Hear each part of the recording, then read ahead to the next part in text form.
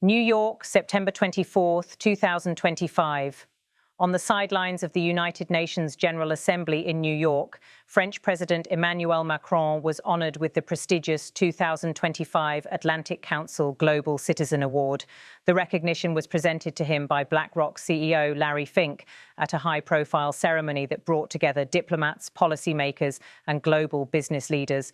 The award, hosted by the Atlantic Council, celebrates leaders who embody the ideals of responsibility, cooperation, and global citizenship. For Macron, it became more than a moment of personal recognition. It was a stage to deliver one of his sharpest warnings yet about the fragility of international law and the urgent need to defend the United Nations Charter.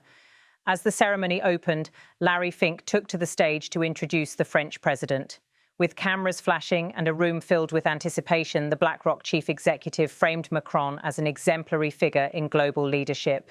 Larry Fink said, and by that measure, Emmanuel Macron is the very definition of a global citizen, but a true global leader. And I'm proud that I'm up here today introducing the President of France, Emmanuel Macron. The audience applauded, recognizing both the weight of the words and the symbolism of the moment. Fink's introduction connected global finance and international diplomacy, setting the tone for Macron's remarks.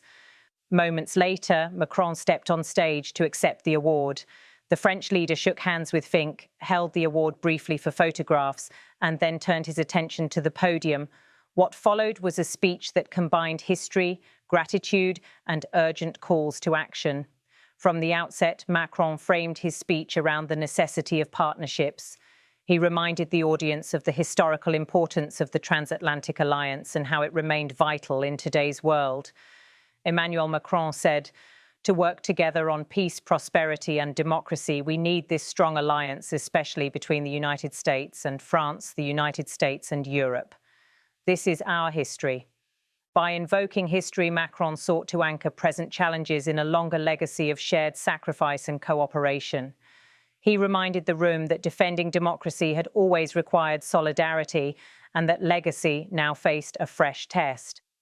Macron then shifted toward a sobering message about the global order. He highlighted the dangers of eroding international law, drawing attention to both the war in Ukraine and the humanitarian crisis in Gaza. He warned, "There is a huge risk to live in a world where this is the end of the rule of law, where this is the end of our UN Charter." You mentioned, and I want to thank you for that, the aggression war launched by Russia and Ukraine. And let me tell you, this is not just the war of Ukrainian people. They are so brave, and we all admire them tonight, and please applaud them.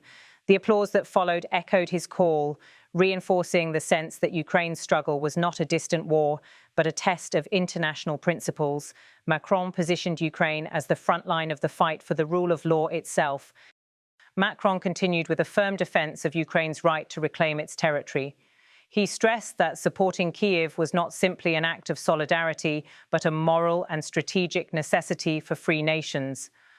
The French president declared, "So our duty as free nations, as members of the United Nations, it's clearly to back the Ukrainians in this resistance, to back the Ukrainians in order not just to resist, but to recover their territory and their integrity."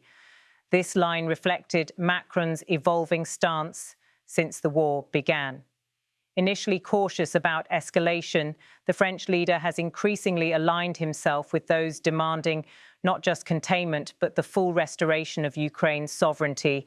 Perhaps one of the most striking moments of the speech came when Macron referenced a private discussion he held with former US President Donald Trump, who is once again a central figure in global diplomacy. Macron recalled, "And this is the core of the discussion we had yesterday with President Trump. And we agreed to say, Russia is not the one you believe in. Russia is not so strong. Look at the situation in more than 1,000 days. They just took 1% of the Ukrainian territory. If we decide that Russia has to come back at the table of negotiation and accept to respect Ukraine as a free country, we can do it." By highlighting this exchange, Macron sought to reframe perceptions of Russia's military power. He pointed out that despite thousands of days of war, Moscow had gained very little territory. His message was clear: Russia's strength is overstated, and with resolve, the international community can force Moscow back to negotiations under conditions that respect Ukraine's sovereignty. The French president did not limit his remarks to Europe. He also turned to the Middle East, where the war in Gaza continues to dominate headlines. Macron warned that failing to apply the same principles of territorial integrity and international law to all conflicts undermines global credibility. He argued, if we believe that we live in a global order, we should never accept a double standard. And what is the credibility of the Europeans or others to say it's very important to respect the territorial integrity of the Ukrainians? It's very important to respect the principles of the UN Charter, but not to have a single word for Middle East, not to have a single word for what's happening in Gaza. We kill our credibility with such an approach. It's not understood in the rest of the world. This was one of the most pointed parts of his speech, drawing attention to Western inconsistencies. Macron reminded the audience that credibility requires consistency. Ignoring Gaza while championing Ukraine risks alienating much of the world and undermining the very principles being defended. In the closing portion of his speech, Macron addressed another pressing issue: the influence of social media on democracy. He warned that without regulation, democratic values themselves could be at risk.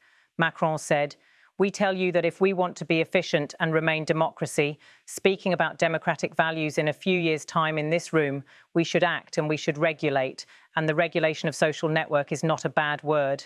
This is just a necessity." His remarks tapped into a growing global debate. From misinformation to hate speech, unregulated digital platforms have been criticized for undermining democratic discourse. Macron framed regulation not as censorship, but as a safeguard necessary for the survival of democratic values. Macron's speech at the awards ceremony reflected not just gratitude, but urgency. By linking Ukraine, Gaza, and digital regulation, he painted a picture of a world at a crossroads. His message was that the defense of democracy and the UN Charter cannot be selective or symbolic. It must be consistent and enforceable. The award itself, presented by a leading figure in global finance, symbolized recognition of Macron's role as more than a national leader. But his words revealed the weight of responsibility he feels as Europe faces its gravest security crisis in decades, and as global institutions face growing skepticism. As Macron left the stage, the applause reflected more than recognition of his award.